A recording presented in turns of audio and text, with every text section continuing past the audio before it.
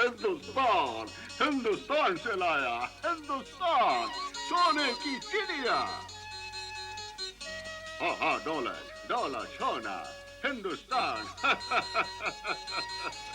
भारत को सोने की चिड़िया जिस जमाने में कहते थे, वो बहुत पुराना जमाना था। अरब और ईरान के व्यापारी भारत से व्यापार करते थे। फिर वे माल लेकर यूरोप के देशों में जाते थे। इन व्यापारियों से जब यूरोपवासी सोने की चिड़िया का हाल सुनते, तो उनके मुंह में पानी आ जाता था। लेकिन उन्हें भारत पहुंचने का रास्ता नहीं मालूम था।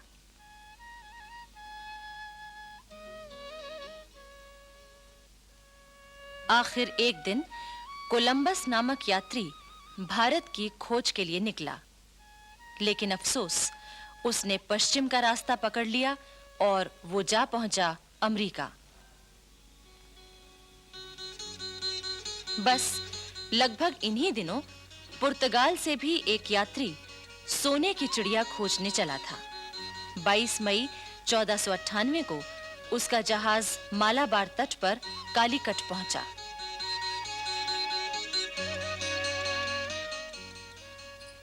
उस जहाज का कप्तान था वास्को डी गामा। अनेक मुसीबतों से जूझता हुआ वो भारत पहुंचा था।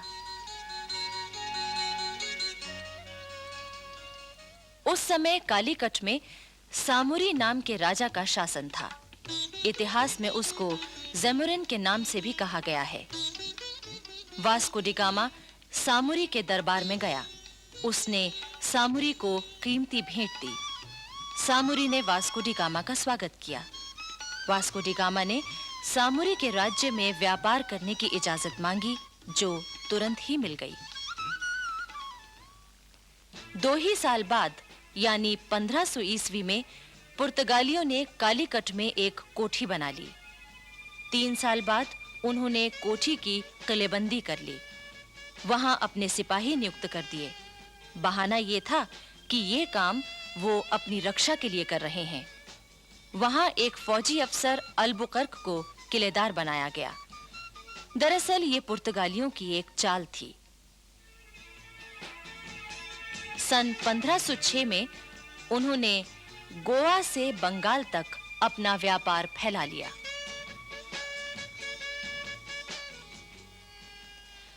सत्रहवीं शताब्दी के प्रारंभ में हेक्टर नामक एक जहाज अंग्रेज व्यापारियों को लेकर भारत की ओर बढ़ने लगा। इन्होंने सन 1600 में महारानी एलिजाबेथ से आज्ञा लेकर एक व्यापारिक कंपनी बनाई थी, ईस्ट इंडिया कंपनी। इस हेक्टर जहाज के कप्तान हॉकिंस ने जहांगीर के दरबार में पहुंचकर सबसे पहले घुटनों के बल झुककर जमीन चूमी और बादशाह के प्रति अपना आदर प्रकट किया। इसके बाद उसने इंग्लैंड के बादशाह जेम्स प्रथम का पत्र जहांगीर को दिया। जहांगीर ने अंग्रेजों को भारत में व्यापार करने की आज्ञा दे दी। तब सन 1615 में इंग्लैंड के बादशाह ने सर थॉमस रो को मुगल दरबार में अपना पहला राजदूत बनाकर भेजा। धीरे-धीरे अंग्रेजों ने अपना व्यापार फैलाया। उन्होंने पुर्तगालियों की जड़ें कमजोर की, उनके जहाजों को लूटना शुरू कर दिया।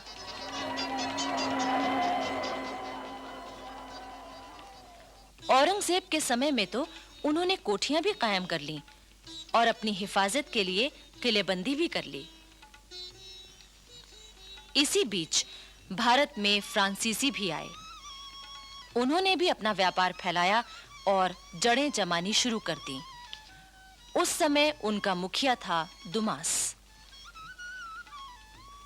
औरंगजेब की मृत्यु के बाद मराठों ने कर्नाटक पर हमला किया। फ्रांसीसी कंपनी के मुखिया ने अपने सिपाहियों के जरिए कर्नाटक के नवाब की मदद की। मराठे हार गए। कर्नाटक और दिल्ली के बादशाह दोनों ने खुश होकर दुमास को नवाब की उपाधि दे दी। 2000 सवारों का सेनापति भी बना दिया। सन 1741 में दुमास की जगह डुप्ले नामक फ्रांसीसी कंपनी का हाकिम बन गया। ये बहुत चतुर सेनापति था। दरअसल डुप्ले पहला यूरोपवासी था जिसके मन में भारत में यूरोपीय साम्राज्य कायम करने की बात आई। डुप्ले ने उस समय के भारत की दो कमजोरियों का फायदा उठाया। एक तो ये कि यहाँ के देशी राजा नवाब आपस में लड़ रहे थे। दूसरे ये कि उस समय राष्ट्रीयता की भावना लोग भूल गए थे। डुप्ले ने इसी फूट का फायदा उठाया। अंग्रेजों ने भी इस नीति का फायदा उठाया। उन्होंने न सिर्फ फ्रांसीसियों को कमजोर किया बल्कि देशी राजाओं को लड़ाने और फिर उनमें से किसी एक की मदद करने की नीति अपनाई। बाद में उस मदद लेने वाले राजा को भी उन्होंने अपने प्रभाव में ले लिया। अब देखिए बंगाल में क्या हुआ। ये बात है 1755 की। उस समय बंगाल में नवाब अली वर्दी खां का शासन था।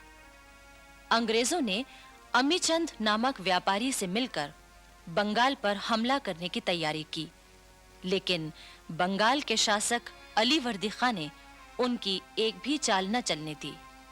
लेकिन अली वर्दी खां बूढ़ा हो चुका था। उसने एक दिन अपने नवासे सिराजुद्दौला को अपने पास बुलाया।